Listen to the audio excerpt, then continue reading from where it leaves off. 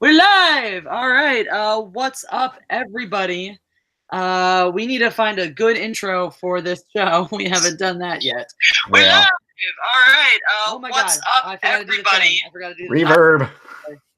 Just I have the chat up on their window and I forgot to turn the sound on it. Oops. That was whoop exactly. We live. We don't have an intro except for me talking back to myself, and I am Jessi Milestone, and this is Kendo Slice, world-class bullshitters. and big fat Chiefs fan. So I am here representing the NFC and the Philadelphia Eagles, the greatest team ever played in football. And Kendo likes the Chiefs. I do. So, it's a codependent, psychologically abusive relationship. these things happen. I know exactly how this feels, so I have some sympathy, but not empathy anymore because we good. Well, I thought we were good too, and that we had a shot to make it to the big time. It didn't work out last year. Thought maybe we could do it this year, but well, there's been some developments on the offensive side of the football that might tell us otherwise. Yep. Well, and we're going to maybe we can start in right with that because this is the draft episode. We will be discussing the draft, but of course, some of the fascinating stories that surround the draft and what goes on with the veteran players during this time is always fun as well. Also, we have our first super chat. Yay! Anthony Nagatani. That's Tony. That's belongs to me. He says Randall Cunningham. Yes, precisely. Thank you. Yeah. Randall Cunningham, indeed. One of the all-time greats, and he's up there. He was a good quarterback. I was very well. I was not alive for caring about him really, but not. Yeah, but he is still the best. Why did I do? I just thinking about the glory days that I didn't even experience. But you got the better glory days though, because I mean, yeah. The Eagles fell apart and stuff, but then you actually got to see them win a Super Bowl. So that was really the glory days. This is true. This is very true. Yeah. Stop whining about winning. You sound like a Patriots fan. No, but I mean, it's just it would have been nice to be football aware / alive to watch Randall Cunningham play. So, but yeah, Carson Wentz, I think, is a beautiful man who's going to do beautiful things for us. Tony is also a Niners fan, and we do have to address the Niners draft at some point as well. Oh, we'll cover that. Some ups and some downs. But yeah, your big news, of course, is not draft news. Well, it affected the draft because it certainly did. Unfortunately, do you want to fill us in on that story?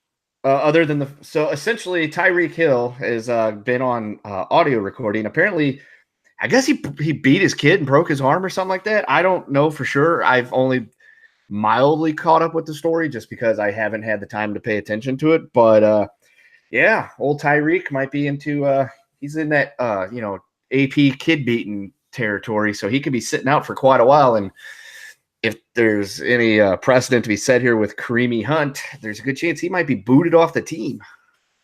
This is true. This is definitely very true. So then that kind of forced Kansas City into trying to find his heir apparent in the draft. Yeah. And what was the kid you guys got? His name is Mecole Hardman. Mecole Hardman. So how do you feel about that one? Is he going to be able to do? I mean, no one can do it. Tyreek Hill is probably still the fastest. Yeah, I was going to say to say, oh, he can do everything Tyreek. No, Tyreek Hill's the only person that can do everything Tyreek Hill does. Yeah. He's a very unique standout player with the speed and athleticism. From what I've watched and checked up on the draft pick of Hardman, he looks like he's very capable. He's quick. He's got good ball handling skills. Can catch, can run, can do all sorts of good stuff. So. He's a good addition to the team. He'll find his footing well and he'll do well, but he's not Tyreek Hill, and Tyreek Hill probably shouldn't have beat his kid, allegedly. Probably shouldn't. That's not a good thing. That doesn't really it's not a positive. It's not a positive life choice. That's no. And I agree with you. Given their decision on Kareem Hunt, should there be any credibility to this story, I think that's going to be the end of Tyreek, well, which it depends. Yeah. Because Well, what got Hunt is that he lied to the front office. So he lied about it, said nothing happened, nothing happened, nothing happened. Then video came out where he lined her up for a field goal, and that's what got him cut and sent off to the factory of sadness that is Cleveland. And so if Tyreek was up front and center about everything and told him, hey, this is what's up, blah blah blah blah blah, he gets his suspension. I could see the Chiefs keeping him as long as he was upfront and honest about it. But if he didn't, then they've already set the precedent. He's going to have to go and become a Cleveland Brown. ha! As you say, that Browns are becoming the new dumping ground. I mean, certainly they were willing to take Kareem, so Yeah. take your other cats off. Then other obvious places for him to go would be, of course, the Raiders or the Cowboys. Yeah. I shudder to think what a Cowboys air game looks like with Tyreek Hill across from Amari Cooper. That's provided they don't kill each other in the locker room. But that would be upsetting for me. I just want to believe that when it all comes out that he was upfront and honest about it, and he serves his suspension, and we don't have to move on from Tyreek Hill. But at the same time, there's still a lot going on, and I'll let the process work itself out. Yeah. Since we're on your team, why don't we finish up here? And what were who's your favorite pick? Who's your favorite Chiefs? Probably Juan Thornhill there in the second round, because we needed help big time in the back, the secondary. That was our big Achilles heel last year, was on the defensive side of the ball, especially in the secondary, where they did not have much experience back there, with the exception of the guy they traded and got from Washington, whose name is escaping me right now, Fuller. It was Kendall Fuller. So outside of that, they didn't have a whole lot. Eric Berry has been perennially injured and suffering from cancer. He got better, but they moved on from the Eric Berry era, and rightfully so. I mean, we're a football team trying to win football games, and we're not a nostalgia, sentimentality club. So best wishes to him on his future. Thanks for all the time he put with us. But yeah, they needed to build up on that secondary. So going out and getting Thornhill at the 63rd pick, I think, can hopefully end up becoming like a big steal. And it was just nice. They actually, the Chiefs only had 6 picks this year because they've traded away some picks for Mahomes, and they got last year, and then this year they traded to Seattle to get the defensive end. What's his name? Clark. Yeah, I think it was Clark. Whatever. From Seattle. So they had 6 picks, and 3 of them on offense, 3 of them on defense. So we'll see how it pans out. Any picks you were not so keen on? Any people that you think anybody they took too high, or any errors in judgment? No. I think they did just fine, because they knowing essentially they gave up their first round pick for a standout defensive lineman, which is something they needed to build on, because losing Ford and Houston, they were going to have to do something, and so they went and got a defensive end. So essentially that was their first round pick, was a seasoned veteran defensive end. And then they had 2 picks in the second, and they picked a good safety and a good receiver prospect. So that's pretty much all they really needed, because outside of just building up on the offensive line to plug a few holes and building up that secondary and rebuilding the defense, they did everything they needed to do. And without actually having an actual first round pick or any high second round picks, they had to get what they could get, and I think they did just fine. That's yeah. I can agree with that assessment. I mean, we'll see. Do you guys don't have any glaring needs, any holes that need addressing moving forward? I mean, they did, but I think that they took care of it with the draft. I mean, the glaring hole going into the offseason was defense. We have to do something about the defense. We have to address the secondary. We need Kendall Fuller at corner, can only do so much. And so they took care of that. And so they picked up a couple of people in the secondary. They've got some. They picked up went and got that the line or the defensive end in the trade and everything. So I mean, picked up another receiver, and I think Chiefs will come out and should, if everyone stays healthy and they develop the talent, should be a good team going forward. Yeah, seems reasonable. Seems reasonable. I know. I looked in on the picks. I'm inclined to agree. I think you guys had some solid picks. I heard some talk that maybe what's his face, your wide receiver was maybe not the best one on the board at the time, but it was an incredibly deep draft for wide receivers this year. There were some very, very talented players all the way coming all the way throughout. Definitely. People that are looking to be, immediate contributors to their teams going as late as the 4th round. So, Right. Well, that and the whole Tyreek Hill situation. Yeah, was there better players out there? Probably, but his skill set matches up and aligns with Hill's, which would keep them from having to completely redo the offense. Yeah, which is a not a great spot to be forced into, but no, but do what you can. Yeah. Before we move on, I just want to drop the link for the actual channel. Once this stream is done, we'll be pulling it for Mindless Entertainment. We'll be popping it up on Footballs Deep. So, guys, make sure you go subscribe. You can watch us all there, etc. And if you don't mind, go to that little button. That you wrote this. It also means that more people will come watch. Hopefully. That's right. Go Footballs Deep. Always go Footballs Deep. Yeah. Yeah. So, well, since we talked to your team, it's only fair that we discuss naturally the greatest. And we actually had fewer picks than we only had 5.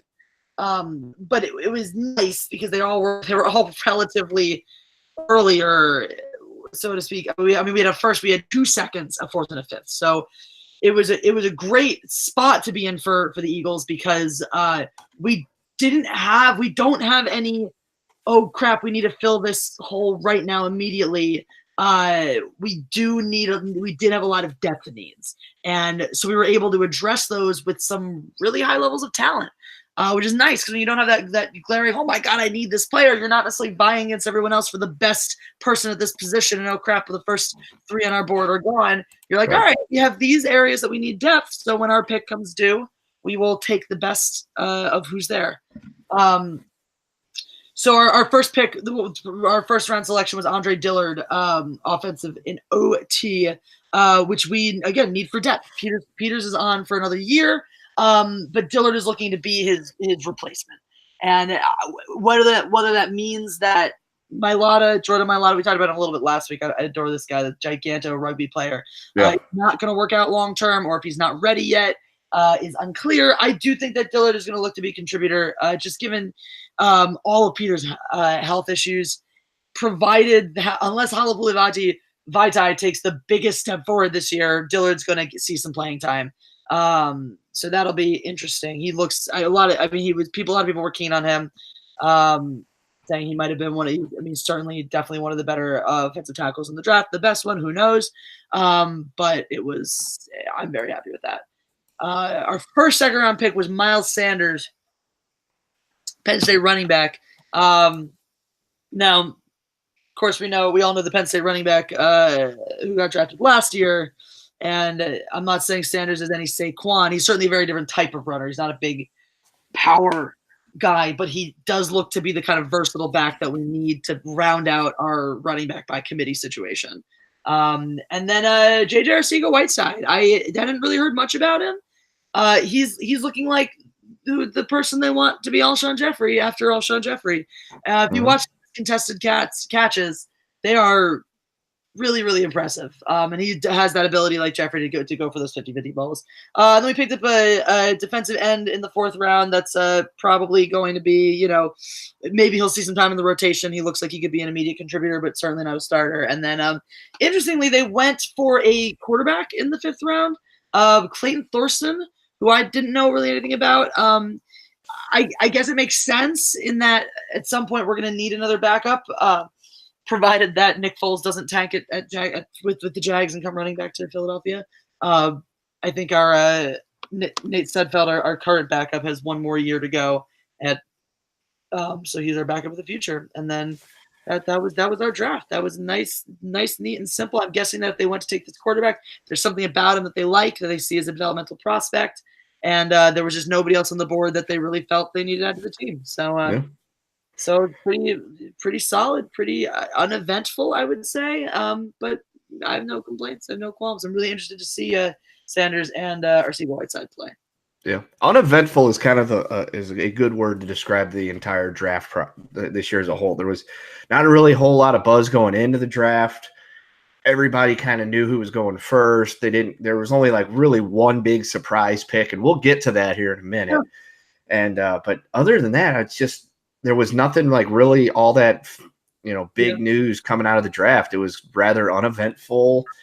Nothing nobody stood out. There was like no standouts in the whole, wow, that team just had a horrible draft. What were they thinking?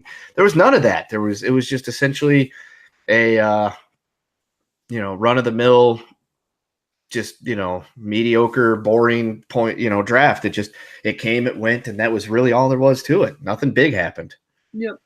Absolutely. It was there were very, very few surprises. One of the biggest questions going in was, were the Cardinals actually going to take Kyler Murray in the first round, which most people said they probably shouldn't. Well, some people said they probably shouldn't. I think said they probably shouldn't. We thought they were going to, but probably shouldn't. Yeah. And they did. Their coach, KK guy, apparently stated he would have been perfectly happy if they had if they had kept Rosen instead and drafted Bosa, which Nick Bosa, that's going to be a fun player to watch. Mm-hmm. And I think he's perfectly right. Like, they could have been just fine passing on Kyler Murray, keeping Rosen. He definitely has starting potential, and then just having definitely the best rusher on the board. Right. Yeah. Yeah, it wasn't surprising. They moved Rosen pretty quick. I think they traded him to Miami, so he's going somewhere where he'll get a chance to start. Yeah. So that's good. But the only problem is, it's like, hey, the problem with Drew Rosen wasn't that he's not a good quarterback; it's that you don't have an offensive line that's going to keep him from being killed every time he goes out there. Yeah. And the Cardinals picked up a bit of line help, I believe. They did, I think so. Let me take a look.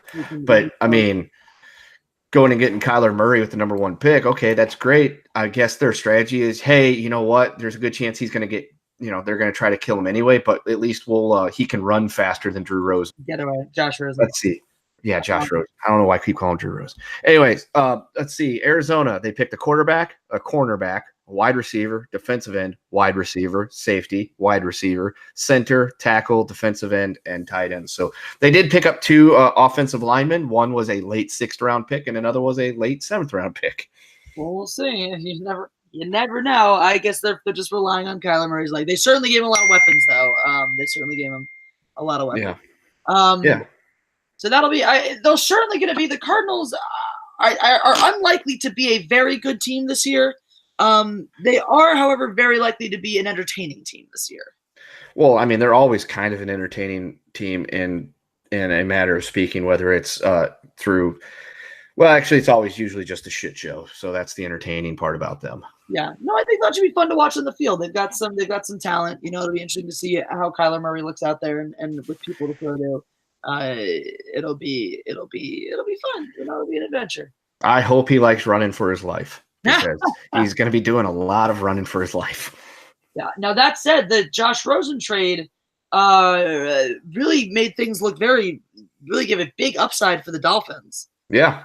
You eliminated their need to try to draft for a quarterback. And because I'm sure that trade was in the works. I don't think they drafted a quarterback. I'm sure that trade was in the works before they announced it. Oh yeah, I'm sure that ever since the whole idea of will Kyler Murray go first overall to Arizona, as soon as that became a probably going to happen, I'm sure lots of people were calling the Dolphins organization inquiring about the availability of Rosen at that point. They were gonna be like, is he free? Because we could make a deal here. Yeah, we got some things we could do this. Yeah, they took that. They did not draft. The Dolphins did not draft a quarterback. Nope. So I don't know if they were planning to at any point, if they had been hoping to pick one up in a trade or or later on. But if they were, like I said, I think that they probably had a sniff of the fact that Rosen was that they were going to be able to get their hands on Rosen prior to that, because I believe they picked 13th overall, and I believe that Dwayne Haskins was still on the board at that point. He was, because he went 15th to the Redskins. To the Redskins, exactly. So, and a lot of people are thinking he could end up being the best long-term quarterback from this draft. Yeah, well, we can get to the Redskins in a minute, because going against the grain, the Redskins somehow had a really, really good draft this year. Well, But we can give some credit to the big surprise of the draft. Yeah. So real quick, to wrap up on the Dolphins, they got Rosen for the 62nd overall pick and a 5th rounder next year. So they gave up this year's 2nd round pick and a 5th round pick next year to get Josh Rosen. So that's an incredible deal. So as soon as Murray went off the board, I'm sure they were on the horn looking and trying to figure out anything they could and what, value Arizona was giving to that player. So I think they did. There was some good bit of business there on behalf of the Miami Dolphins, which not something you say very often. But back to what we were saying. Yes. The New York Football Giants had a decent draft overall. However, this draft is going to be defined by one pick in particular, and that was the number 6th overall pick. They took a QB named Daniel Jones out of Duke. Now, I don't really know a whole lot about Daniel Jones, so that's when I heard that pick, I was like, who? Exactly. With, as we mentioned, Dwayne Haskins still on the board. Right. So from what I could see, he is a person who's played quarterback and has done a fine job of it, and has this weird connection where his coach was the same coach that sort of developed Eli Manning, and Peyton Manning, or just Peyton Manning, one of the Mannings, and then maybe it was both of the Mannings. Maybe it was that he was involved with both of them and had that connection to them somehow. Also, kind of looks vaguely like Eli Manning. Yeah. So probably just a choice to not hurt Eli's ego. That's, I don't know what they were thinking doing that 6 overall. They could have easily done that in the next round. They could have easily traded that pick down a whole bunch and still gotten him. I'm scratching my head. Yeah, because, Murray was the number 1 quarterback on the board. He was gone with the first pick. They were never going to have a shot at him. But, yeah, Haskins was still there. Haskins sat there till 15th. It was like an Aaron Rodgers moment where he just kept going down the board. It's like, who the hell's going to take this guy? And, they could have. I'm guessing that their heart was set on him. But to go up there and get him with the 6th pick, you could have traded out of that spot down, 5 or 6 spots. Somebody would have definitely traded up to get probably Haskins, whoever was on the board looking for a quarterback, and they could have, picked up a couple extra picks for that trade, and they would have still got their guy. You could have, and you could have easily, the thing to do, especially if the Redskins being keen on Haskins, is you take some capital away from them to have them move up when you weren't going to take him anyway. They still get Haskins, and you get stuff from them instead of basically handing the Redskins an easy draft. Right, because they had 10 draft picks in this draft. The Redskins had 10 picks. Yeah. So they could have traded down to 15, still got their guy, and probably picked up at least the other first-round pick from the Redskins and maybe a couple of others. So, it's like – it couldn't have gone any better for the Redskins if their guy was Dwayne Haskins. Yeah, no question. And that makes me a little bit grumpy because the Redskins are now looking like a potentially formidable opponent for this upcoming season, and that, of course, being in my division, makes me very unhappy. But that said, I'm not convinced that the Redskins are just going to miracle turn things over now that they've finally found their quarterback. No, they are clearly building for the future. They're not in the. They realize that whatever window they had has closed over the last couple of years. Their chance to get it done had to be with Kirk Cousins at the helm. He's gone. They're now in rebuild mode. They have to figure out what they're going to do, and this is clearly where they're headed. Yeah, but they had 10 picks and they used them well. So the Redskins actually had a really good draft. And the funny thing is, apparently Dan Snyder was the one that was going to take over the drafting responsibilities and call the plays for the first round. And if that's true, wow, it says a whole lot because I always thought he was kind of an idiot. Yeah, right. I'm with you on that one. I was reading some of the same things. That's I'm a little bit impressed if that is what happened. Yeah, that was sort of surprising. Especially because the Redskins have not been the smartest drafters in the past. No, they haven't been the smartest anything when it comes to franchises in a while. But anyway, yeah. So the Giants made a huge reach. The Redskins did well. The Patriots actually had like a surprisingly really, really, really good draft, which is not a punter positive. in the 6th round. They did. That's how you know that they're having a good draft is when they can go out and get and they have a good team in place. They can go out and get the few pieces they need, and then they can spit at everyone's eye and say, "Hey, look, we're drafting a fucking kicker because we can, because we don't need anything else." Sure, thank you very much. A punter. Yeah. Another team took a kicker. 2 teams drafted punters. Another team took a kicker. Yeah, and the other team that drafted the punter was the 49ers. Yeah. Because in spite of having what's probably who I think was the best choice in the draft, taking a Nick Bosa overall at 2, they balanced that by taking a punter in the 4th round. Seems pretty high to pick a punter. It's ridiculous. You shouldn't pick a punter anywhere in your draft, and if you do, it should be the 7th round at the earliest. Yeah. Shame on them for that idiocy. I mean, it's like, just watch. Why? It doesn't make, it makes so little sense to me. It's just baffling, especially after making an excellent choice in Nick Bosa, who's going to be an immediate contributor, who's going to probably, wreck a few quarterbacks' careers in the span of his own. Hopefully Jared Goff's. Yeah, I'm down for that. Well, he's going to have a couple chances this season. I can't wait to watch Nick Bosa put Goff on his ass. I cannot wait. So the irony is that Kyler Murray was taken number 1 overall, Bosa was taken number 2, and twice in the next calendar year, Bosa is going to have a chance to try to kill him. That's very true. That is also very true. So the Cardinals, their Cardinals gamble could blow up in their face within the next 8 months. Yes. Yeah, that could be what if that happens?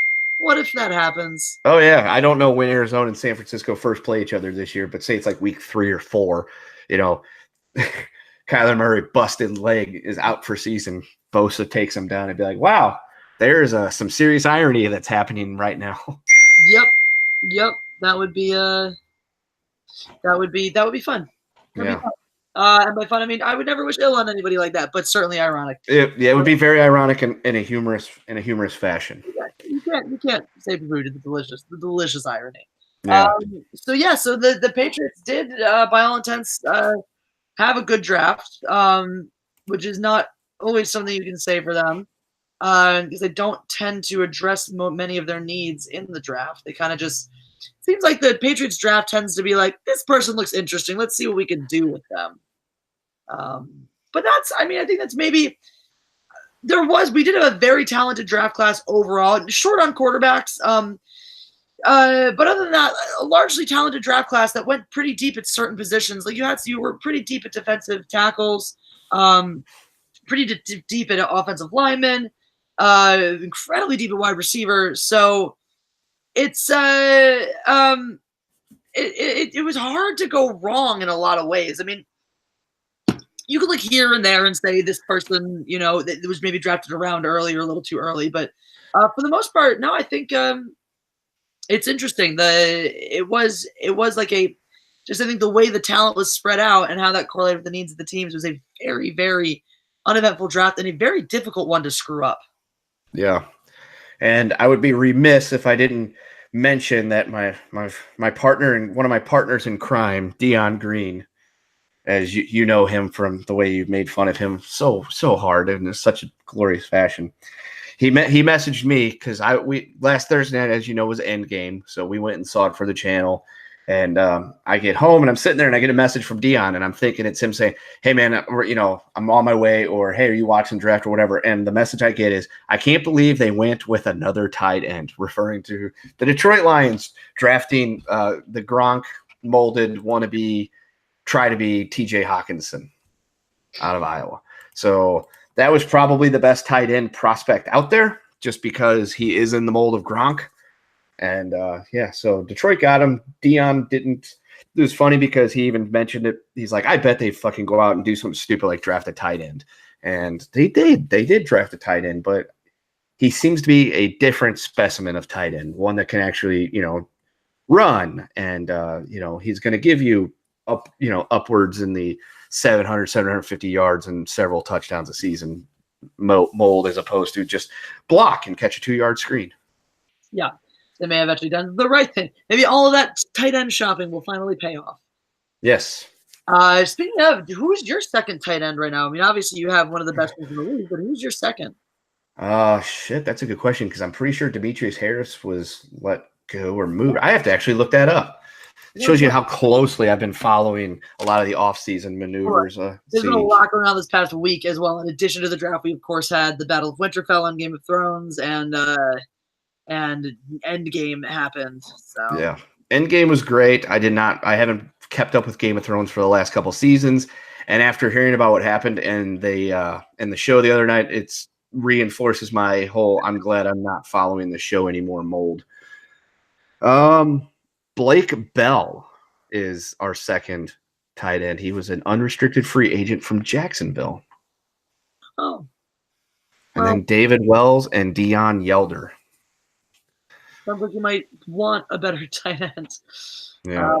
It's all right. They brought back the Shermanator, and that's all that matters. There you go. I'm just taking a look through the Patriots draft. Looks like they had 6 picks. And they were kind of around the board. They put a lot. I think they picked up a few defensive ends. They took a wide receiver in the first round, N'Keal Harry out of Arizona State, who I've heard back and forth a little bit of him, him not being as good as not being worth that first round pick versus some people saying, no, he's one of the best ones out there. So I don't know. We'll see. I mean, certainly that's a need they have. I'm just thinking about who their tight ends are right now. That's not something they addressed in the draft, though. Mm-mm. I don't know what was available to them by the 32 overall. That said, I mean, Gronk has really functioned as a wide receiver for them in a big way. But it's interesting. They picked up a guard in the 4th round. They picked up a lot of more defensive. Oh, they picked up a offensive tackle as well. Sorry, they had 7 picks. They had another one. They had 2 picks in the 3rd round. And they picked up an offensive tackle, and then immediately after an offensive guard. So they're adding some padding up there, but they've got, it seems like, a little bit of a deficit on their offense in that they did take a 3rd round running back. My bad. 8 picks. They had 3 in the 3rd round. I'm good at reading. I'm so good at reading.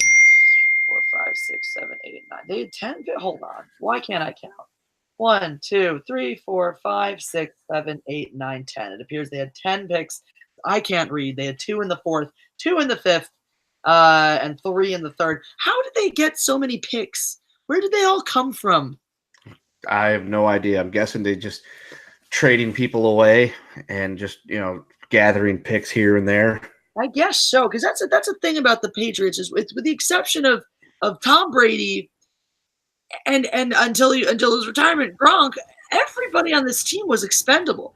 Yeah. I mean, Julian Edelman, was their standout receiver. They always treated as very expendable. In general, that's been the gift that Belichick has brought the team. I know that in Jeremy from Geeks and Gamers' twisted mind, Brady is the X factor that makes all the difference and makes all the players good, no matter what side of the ball they play. But the reality is that it's not the case. That Belichick has built a system, a very malleable system, where he expects players to do the things he needs them to do. Not necessarily, he's never going to cater his system to the player, right? Which apparently makes him a pain in the ass coach to play for. And it doesn't surprise me. You hear some of the stories from the locker room about how they're not allowed to have any fun. but it does mean that they can do shit like this. They can offload tons of players, bring in a bunch of draft capital, spend it all away on keep room for Brady's contract and spend it all away on cheap players that they can throw into their system and have be immediate contributors. It works. What Belichick has done works. So that and dark magic. That too. I mean, definitely. I mean, Salem is in Massachusetts. Boston's in Massachusetts. I mean, is it really that hard of a stretch to draw that parallel? Not at all. No, I think witchcraft definitely has a lot to do with it. That's maybe that's the secret is Robert Kraft isn't so much into prostitution for his own personal uses, but as a way to get cheap sacrifices. Yeah, that's easily what it is. He sacrifices prostitutes on the altar and, uses their blood and souls to, buy more and more championships from the Dark Overlord. Yep.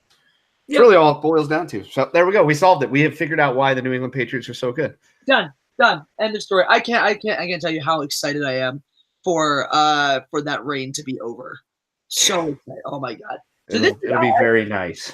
This is the last year for Brady's current contract. So that's going to raise a lot of big questions moving forward. It's going to raise some questions. Yeah, we'll see what happens because I have a feeling that Belichick will ride off into the sunset when Brady does, so that way he doesn't have to deal with, no question, the going of the hill, downhill slide that the team will go under once both of them are gone. That's never been a question in my mind that the two of them are going together because exactly that. Belichick is not going to sit around with his dick in his hand after his legacy, turns to ash in their rebuild process. He's gonna go out on top. I don't think he has any patience for losing. But that's the thing is you have, if you see any drop off in production from Brady, and if they don't, make it to the Super Bowl or have a deep playoff run even, and there's some significant questions about Brady's continue playability, I don't even think whether or not Brady still wants to be in the game is not a question. I think Belichick just cuts and runs. Just says, screw you. I'm not negotiating for your contract. I'm not helping you stay on here. You're done. I'm done. Let's bounce. Yeah. Let's go sacrifice some prostitutes. Let's go. Exactly. Sacrifice and live happily ever after. There you go. Yes. Guys, if you're enjoying this, this episode of Footballs Deep, please make sure you hit that like button, tackle the like button, if you will, and also make sure that you are subscribing to Footballs Deep, awesome channel where all these will be posted after the fact. We'll eventually stream on there when we're monetized, but now we're going to take those $12 that we made today and run with them. Yeah, we're going to Carl's Jr. Damn straight. I think this is more. I think this is already with that one single super chat already more profitable than last week's stream. So. Probably. We can each get an all-star meal now. There you go. I gotta find out. I gotta look back at my analytics, find out how much we made after you takes 30% of $6. And I'll send you your half of our mass earnings so far. Fantastic. I mean, it's a good thing I'm in this only for the money, or else I'd have a problem. Clearly, not for the love of the game.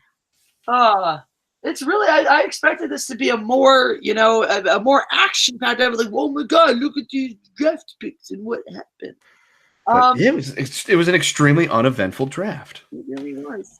I'm just trying to think of what else we can go through individual teams. We don't want to bore the people. We don't, because there's really not a whole lot to deal. I mean, if there's anybody in the chat that would like to tell us what they thought of their team's draft, we would be glad to discuss it with them. Absolutely. But I mean, the draft really wasn't. It was very, very uneventful. Not a whole lot. There was there wasn't any blockbuster trades. There wasn't any surprise picks other than the one, and we've already covered that. And I mean, there was really nothing insanely weird that happened. Nobody fell down the draft board. There was no I don't know. It was just a very uneventful draft. Well, we have another super chat. Oh, Van Duysen, thank you for your $5 super chat. So, what team drafted our own God Empress? That's me. I mean, the Philadelphia Eagles are my heart and soul. So if they don't take me, I go nowhere. These guys are my team. Through thick and thin, I bleed green for them. I bleed green even on my eyelids, which I was realizing today that especially doing this show and then moving into the next season, I'm going to need to acquire more of those very nice green eyeliner pens. There you go. So these are the important things. I mean, we can go to the chat and take some questions. We certainly can do that. Toxic Masculinity wants you to show everyone, Kendo, your tramp stamp tattoo. I have no tattoos, so sorry to disappoint. Neither do I. We have all right. Anybody? Any football questions? Any football questions? Can Marvel draft Jessi as our new Captain Marvel? Is not a football question, but yes, and they should. Yeah, I will speak to that. There's been a low key movement that's pretty much just relegated to my channel. Yeah, she did try to rip off your hairstyle. She totally did, and she did not do a good job of it. Yes. Any football questions while you have our brilliant sports ball? I want to touch on this one thing. Who was it? What's his name? Pete Prisco's 2019 NFL. Read through his grades, and he's an idiot. Yes, he is. Idiot. I was trying to find. He was one of the few that had. I was going through and trying to get a good sum up. He was one of the few that had a nice, quick summary of everybody's draft, and he's a moron. Mm-hmm. I mean, he. I don't know if he's superficially having. Maybe he knows a lot about these players individually, and so he has his own takes and is not actually considering the greater scheme of things. He gave the Giants a B+ and the Eagles a B- on their respective drafts. Solely, he didn't even talk about Andre Dillard, who's definitely going to be an immediate contributor at left tackle, possibly a viable replacement for Jason Peters, one of the greatest of all time, and instead criticizes the taking of J.J. Arcega-Whiteside, whom a lot of people thought was a steal, having fallen as far as he did, because he's not that fast. I'm like, they didn't draft him for speed. We got Deshaun Jackson playing on the outside. That's our speed guy. We drafted him as the 50-50 ball guy to play, to replace Alshon Jeffrey or to back off Alshon Jeffrey and some of that. Like, do you read? And then he gave the only A+ he gave was to the Patriots. Yep, I saw that. That's when I was doing some show prep the last couple of days, just kind of going through these things. I found that article and I'm just like, okay, they had a really good draft, but come on, there was a lot of people that did better and filled better needs than what the Patriots did. It's like, what the hell's going on here? I give them an A overall. They did a good draft, but they had a bazillion picks and they grabbed a bunch of. I mean, having 3 in the third, so I'm sure will give them some nice talent options. But it's just the way the Patriots draft goes. I mean, a little better than normal in terms of I think they had some opportunity. I think having all the third round opportunities gave them some better skill players than normal, but. It's like what are you smoking? And I mean the B+ for the Giants. I'm sorry, but right off the bat, the idiotic choice. Even if Daniel Jones is your guy and that's the guy you want and the guy you need, taking him at 6 overall automatically drops your draft to a C+ unless he turns out to be the second coming of Peyton Manning, that this will never be a successful pick. There's always going to be a bad pick. Exactly. We have some questions. Commander Cody. He wants to know, what do we think of Kyler Murray? He's going to be a really good quarterback. I just hope he enjoys running. Very, very much so. It's always sad when you see a quarterback like that go to a team like the Cardinals. Now, if he survives this season, is it possible that that they'll be able to continue surrounding with talent? I mean, could they even get some more protection for him in undrafted free agency or trading down the line before the season starts? Yeah, I mean, there's some possibilities there. I think if he survives this season, he'll have a better shot at a career. Other questions. We have our Cleveland is already brown from Flaming TV. Cleveland already brown. Should they change their name to the Steamers? No, I think they should just leave their name where it is. I think that they're just fine as they are. I think pretty much we're pretty. Yep. Yeah. We know. Yeah. They're always going to be the Browns. I mean, they fought to get that name back when the team moved to Baltimore, so they'll just stay that way. They'll be Brown forever. Yeah. The horror life Kim. The horror. I don't know. Horror of Life Kim. There we go. What do you think of Phillip Rivers? That would be a valid question given his current age. Um, Yeah. and a lot of talk saying there was some talk saying that the Chargers should try to take a QB and move on from him. And I don't think so. I think that he's old. Yes, he is, of that age of the, he's up there, he's late 30. I think he's 37, 38. Yeah, he was drafted in draft with Eli and Ben. Yeah. So that said, unlike Eli and Ben, you have not seen the drop off in production from him. And he doesn't have a history of injury either. He's been a very healthy quarterback his whole career, so he's not dealing with any like nagging injuries he's been carrying, for years. Exactly. And one of the helpful things about that is the Chargers. I mean, they have of course Nick Bosa's older brother in Joey, and they have a formidable, an incredibly disruptive defensive line that gets opposing offenses, that puts opposing offenses on notice every time they show up to play, which of course keeps them off the field, keeps the score down low, allows Rivers to get out and move the ball down the field because it's easy for them to take an early lead with that level. Their balance of really high level defensive line play keeps the momentum in such a way that Rivers they don't and they can keep the ball on the ground. The Rivers is not. They don't have to ask that much of him in terms of being on the field for a long period of time, in terms of being very physical, which is one of the things that I think has kept him fresh for so long. Oh, yeah. P. Rivs is going to be around for another good couple years. He's had a very long and distinguished and good career because he's always put up and been a good producing quarterback. He just happens to be in a team that has historically not been able to put the right parts around him. Yep. And that's one of the sad things is they do have a very dominant defensive line. They have a talented quarterback that they've been able to protect and just give him no weapons. Yeah, last year was probably the first really, really, really good year they've had in a few years. They've always been a decent, if not good team. They've just never have had the intangibles that was required for it to be a great team. Yeah. That's a good question. What did they do in the draft this year? What did they do? I don't recall.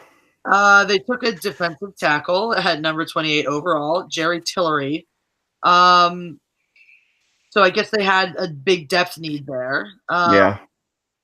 And that'll be good because Joey Bosa and Ingram are their outside guys. So now to add some depth on the inside will just make that even more dominant.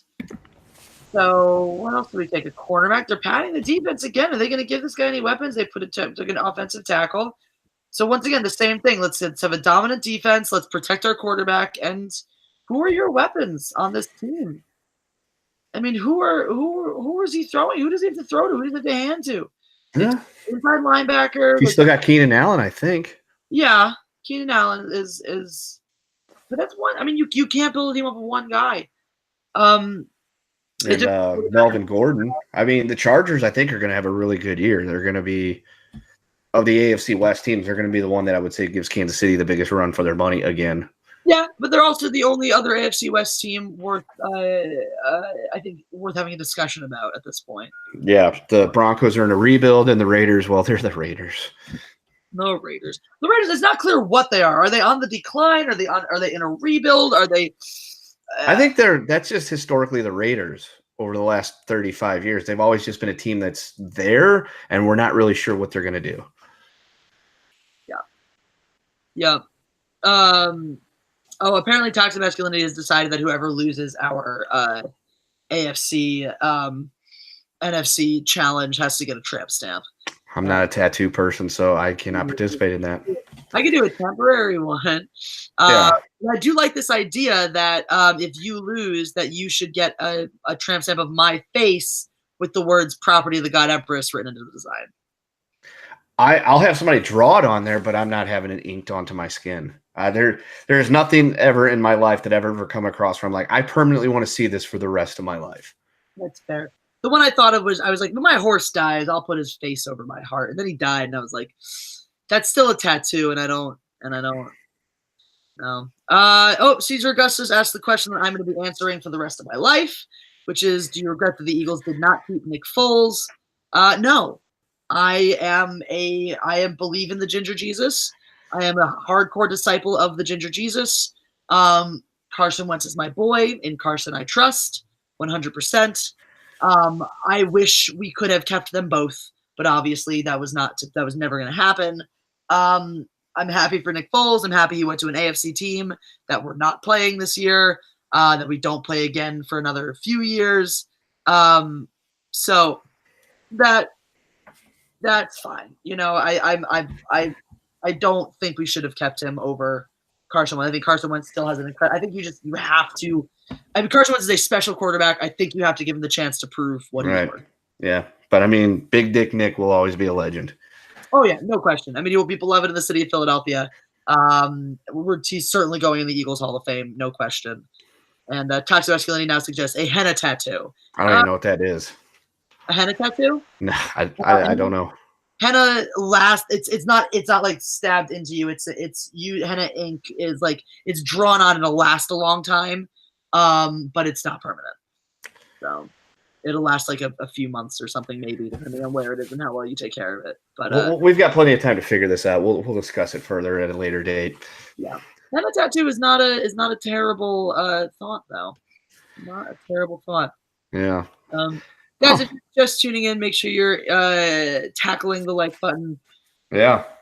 And if you have any suggestions for how we open the show, we need a fun opening line, like a catchphrase or something. Yeah. If you have any sports ball questions, any football questions you'd like to pose to myself and Kendo? Somebody asked, which is better, American football or soccer? American football. That's a tough choice for me. I don't know for sure. I like them both a lot. So now, if it's American soccer versus American football, I'm taking American football every time. But if it's American football versus like the European, like global soccer, then I'm a harder choice because I've been a huge fan of both for majority of my life at this point. I'm going to go with. I've always been a much bigger fan of American football. I've never been a big fan of soccer. But the comparison I make in terms of why I like it is actually tactically. Soccer progresses like epee, which is one of the fencing weapons. Not my weapon. But I can appreciate the tactical progression of it. It's just not my thing so much. Whereas football progresses like saber. It's much faster. It's moment to moment, and every play builds off the one before it. And I like that kind of tactical progression. So football has always had a bigger interest for me in that regard. Mm-hmm. That's a good question from Caesar Augustus. Most improved team after the draft. Oh, okay. Most improved team after the draft, I would have to say, would probably be the Redskins, just because of as many needs as they had. They addressed every single one of them. Yep. And so they are a team that is definitely saying, we're not trying to win this year. We're looking at 2 or 3 years down the road. We pooled all these picks. We made our team better. We are going to, develop this talent. And in 3 years' time, that's where we're going to be.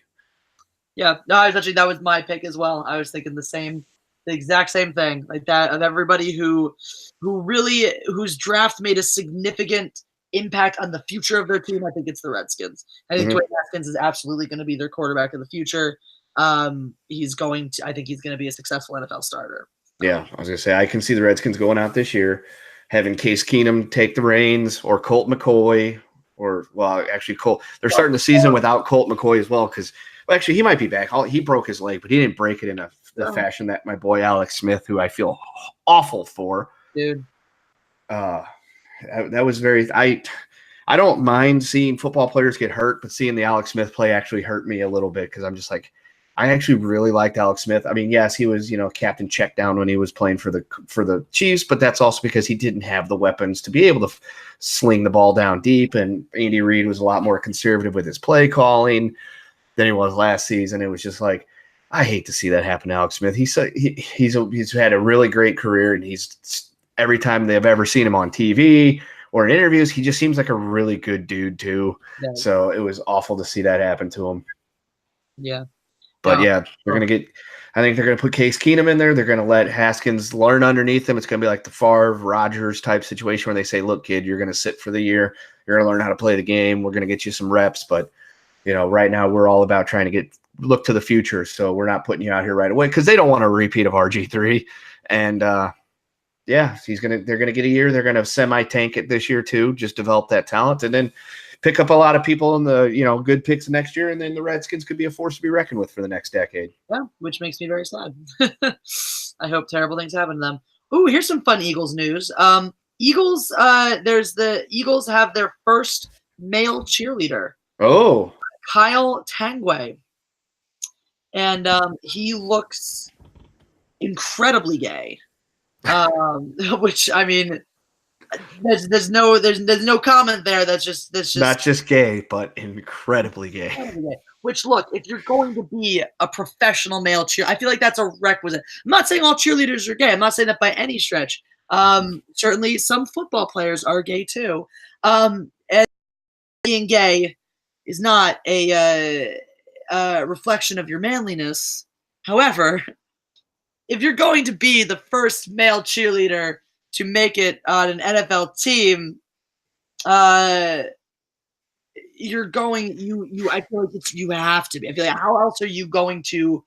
What other person has an unrelenting desire to be a cheerleader? And maybe I'm just being a horrible stereotyping person. No, I think it's a good thing because it's going to help create some headway into the NFL. I mean, think of it. If you're a football player, historically, you always want to bang the cheerleaders. Now, if you're a gay football player, you get a chance. You get to bang the cheerleaders. That's awesome. That's so plus for. So I'm all for it. I mean, as many male gay cheerleaders you can get in the league, because then all the gay football players can live that dream. They can fulfill that goal and bang a cheerleader. That's a very excellent sentiment. I'm all for that. Yeah. Oh my God, I love him already. I support people banging each other and loving each other. That's what we need more of in this world. People being able to freely love and bang each other. Absolutely. Look at this beautiful human being. Look at this precious snowflake. I am all about him. Yeah, he looks incredibly happy. He looks so happy.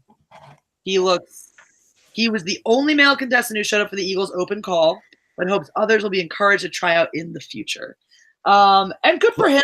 Look at him breaking that glass ceiling. There you go. I mean, and honestly, like I don't know if any other teams have male cheerleaders, but this guy, Not that I'm aware of. Not that I'm aware of either, and it's a wonderful thing because that's to be the first. He is breaking that ground for other people. He is making it easier for other people to come and do that.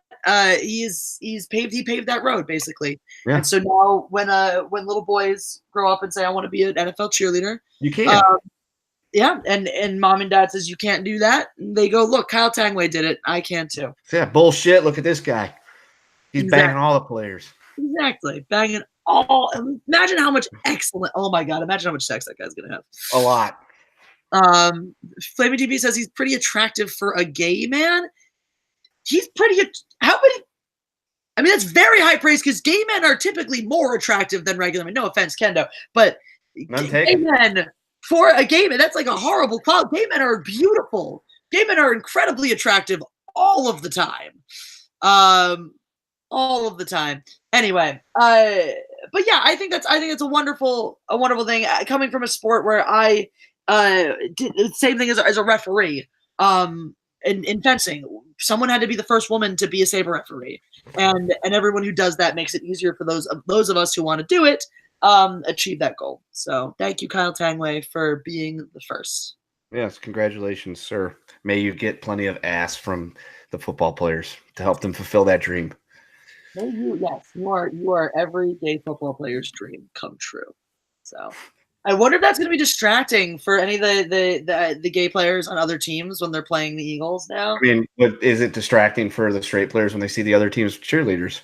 Probably. I mean, it might be. Right? That's the whole point, or one of the points. But at the same time, you're used to it, though. Like you're used to it.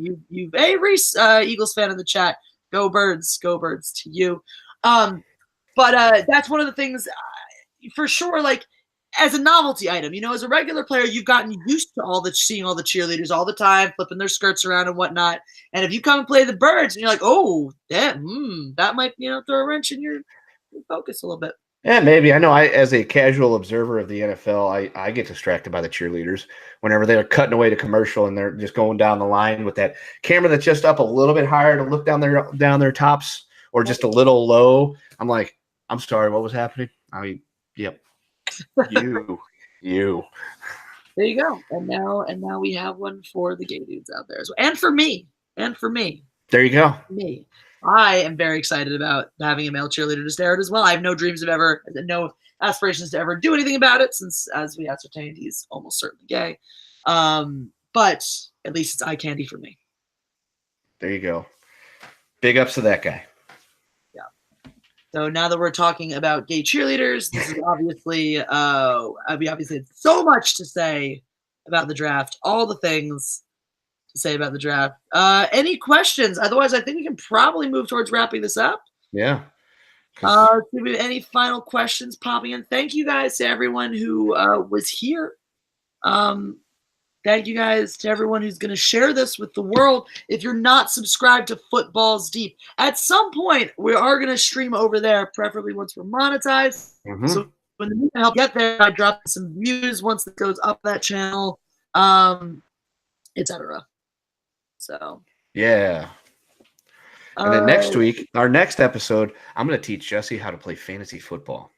Yay! I'm going to learn how to play fantasy football and maybe suck at it or not. I don't know. Who knows? Yeah. And so if you're a listener and you're interested in fantasy football, show up, because I am a multiple-time champion in a pay league that my friend runs, and I can offer you lots of advice on how to win your fantasy leagues. We do have one more question. We can at least one more question to address, which is, do you think the Vikings did enough in the draft to compete this season? No.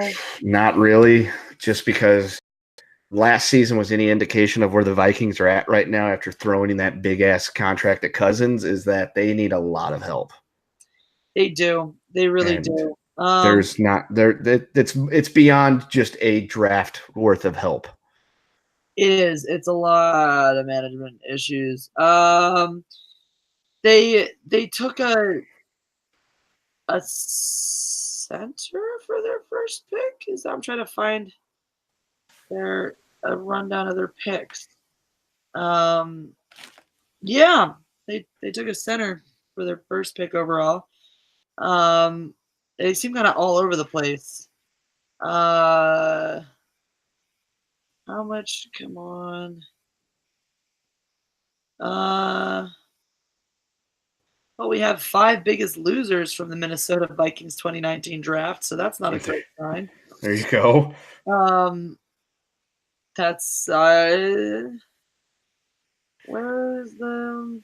I'm just gonna say no. No, they definitely did not do enough, because there was nothing about the Vikings that I recall standing out to me. No. And like I said, they spent way too much on Kirk Cousins, and they've just got Dalvin Cook being hurt for most of the year did not help them.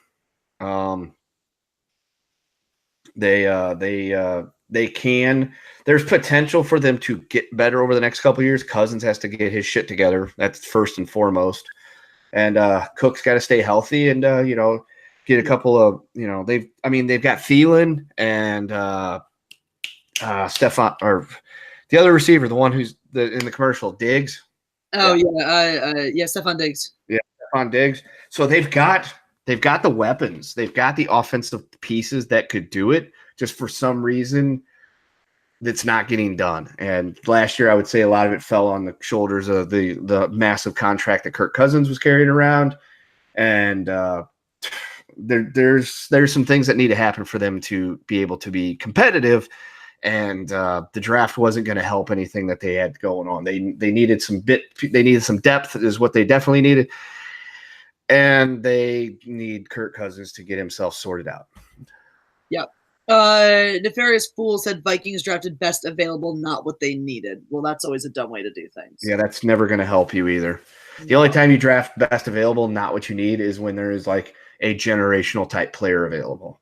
Then it's like, we can forgo, taking what we need this pick because we're going to get this guy because he will improve our team no matter where we put him. And then we can get next best available for that position when it comes back to us. Exactly. Let's see what SB Nation gave the Vikings draft. Give him a B. They fixed their offensive line. They did. They apparently. I mean, they took the center. That was their biggest problem last year was their O-line. That's true. So that's also, that'll help players like Cook stay healthy, because then they're having holes created for them rather than pounding against the defense over and over again. They took a running back, another running back to help Cook out. Waited the 6th round to take a defensive lineman, even though, as we stated, there's an incredibly deep draft for the defensive line. Apparently, they want to be a more run-oriented offense, which is never that smart of an idea. Especially when you've got Thielen and Diggs. Why would you want to become run-oriented when you've got two of the best receivers? Exactly. You have. Yeah. It just doesn't make a lot of sense to me. Yeah, that was another. I forgot one we haven't talked about too much. Jacksonville actually had a good draft. Yes, they did well. They got lots of good complementary pieces to help them out, because Jacksonville is one of those teams that they're not far away from being a high level team. Yeah, I mean they were in the divisional champion.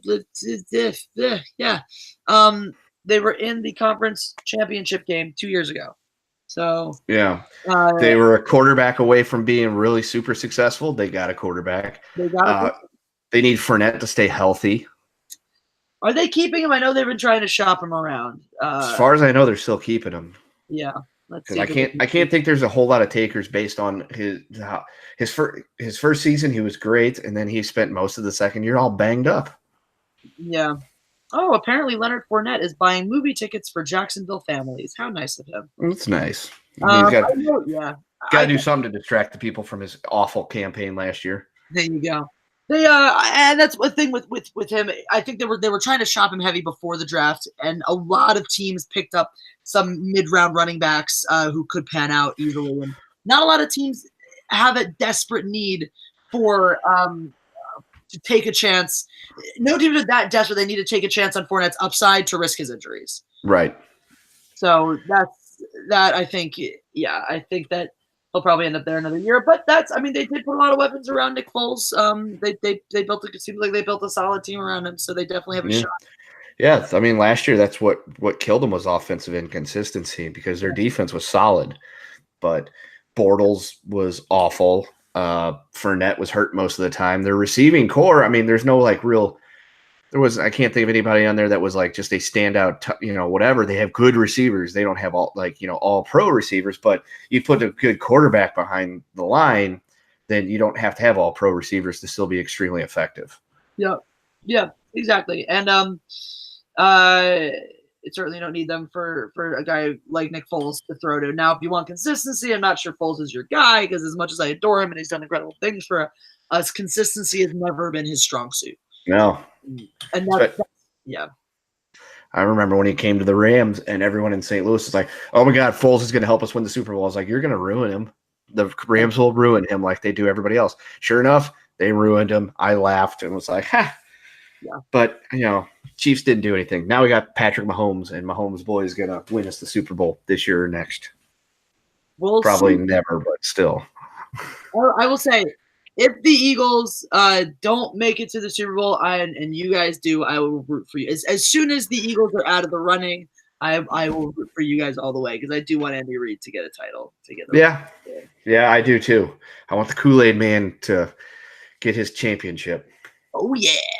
Mainly because he's wearing a red Chiefs shirt. If he leaves and goes to the Raiders, then I don't want the Kool-Aid Man to get a goddamn championship. Sure. I mean, he did a lot for our team while he was there. So. Oh, I know. I was happy because as soon as he left, I was like, I hope we get him, because he would be a good coach. Yeah, and that was a key thing, and I'm glad that he proved that true, which is when he moved on from the Eagles, some people said, oh, he's run his course in the NFL and he's done. I firmly felt that he had run his course with the Eagles, but not in the league, and I'm happy to see him having some success. And it was also nice because he didn't leave our team in shambles. He left our team in a good spot. And then Chip Kelly just dropped an atom bomb on it instead, because F Chip Kelly, he can go die in a hole. Yeah, that first game back, week 4 or whatever it was, when the Chiefs went to the Eagles on Thursday Night Football, the Kool-Aid Man went there and wreaked havoc, and the Chiefs came out winners. I was like, yay. Yeah. Go figure. Yeah. Well, Go figure. I think they beat them the last time they played them at Arrowhead. So yeah. The Chiefs, because we played you guys 2 seasons ago. Yeah. And lost. That was one of our very few losses of the whole season. That's right, because we had notched wins against both teams in the Super Bowl. Yeah. And to be fair, there was something that with us, I'm trying to remember what it was that meant that we hadn't hit our something. But anyway, you just can't handle the hostile environment that is Arrowhead Stadium on game day. Apparently not, because Eagles struggle so much with hostile environments. We've never succeeded in hostile environments. Ever. Apparently not at Arrowhead. You can't handle that. No, that does seem to be it. We have not been good again. I don't know if we've won. I don't know how many times we played the Chiefs since Andy's gone to you guys. Twice, I think. The 2? Yeah, just the 2. We're not losers on both of those. So. Yeah, and then 2 years we got to go to the Link. Yep. So we will welcome you. So keep sending us super chats, people, because we need the money to buy tickets to go to the Link to watch the game. Because we will live, stream and vlog from the Link. You'll get to see me pelted with batteries. It'll all be for me. I will sit there. I will bring a cooler full of snowballs and a bag full of batteries. I'll just sit there all game. We're purposely get tickets. I'm going to get Kendo a ticket that's like 2 rows in front of me just so I can throw shit at him the whole time. Shit, you'll get to see her beat me with a cheesesteak. Oh, I'm not wasting a good cheesesteak on you. You're kidding? Maybe a Geno's cheese. I'll get a Geno's cheesesteak and beat you with that one. You'll get to see her get into fights with fellow Eagles fans. No. We don't fight each other. We fight you guys. I don't want to go there and get into a fight. Yeah, you don't have a choice. I don't want to get put in Pennsylvania jail. They make you toss the salad there. You don't have to go to Pennsylvania jail. You can just go to the holding cell at the Link. There is still a holding cell there, I believe. Maybe I believe there is still a holding cell at the Link. At Veterans Stadium, there was a holding cell, a courtroom, and a judge. The vet, you used to be able to, you get into a scrap down there, they haul you down to the courtroom, you're tried right there, you're thrown into jail right there. But just as a holding cell. That's what happens when you're, throwing batteries at Santa Claus. They got to rein you really quick. Calm down. It happened a long time ago, and it's not important. No one got hurt. It's all right. I'm looking forward to it. I think it'll be a fun trip. I probably won't wear Chiefs gear just because I don't want to get beaten in the streets. You can wear Chiefs gear. It's fine. I've seen what those fucking Philadelphia ruffians can get down to. They're, I don't know how many of them it'll take to beat the shit out of me, but I know how many they'll have. And I don't like my odds. If you're walking with an Eagles player, you'll be okay. Okay. You'll be okay. I will protect you, Kendo. I tell you what, we'll both get Kelsey jerseys. That'd be cute. Actually, that'd be really cute. I would definitely get a Kelsey jersey. Yeah, we each get Kelsey jerseys, so that way, if anybody gives me any shit, I'll be like, look, we're related to him. We're his cousin. There you go. Exactly. I would love to be a Kelsey cousin. That would be dope. Oh, dude, if Travis Kelce was my best friend, I would be a happy person because it would, every day would just be fucking going hard. Oh yeah, no stop. I think Jason Kelce would just be an incredibly amusing person to know. So, well, all right, we sucked off our own teams enough, I think, for this last 15 minutes. As we need to do, as one must do. But yeah, I think that'll probably do it for us. Do it for the show. Next week, I learn how to play fantasy football. Yeah, it'll be an entire episode dedicated to fantasy football and how to do it. Yep, and maybe news if there's news. And news if there's news. Maybe this time next week I'll find out that Tyreek Hill's going to prison. Hooray! Eagles have been very. I don't know if we've been lucky or we've been smart, but we've been avoiding a lot of those issues, and I'm very happy with that. Yeah. Well, we are turning into the outcast society.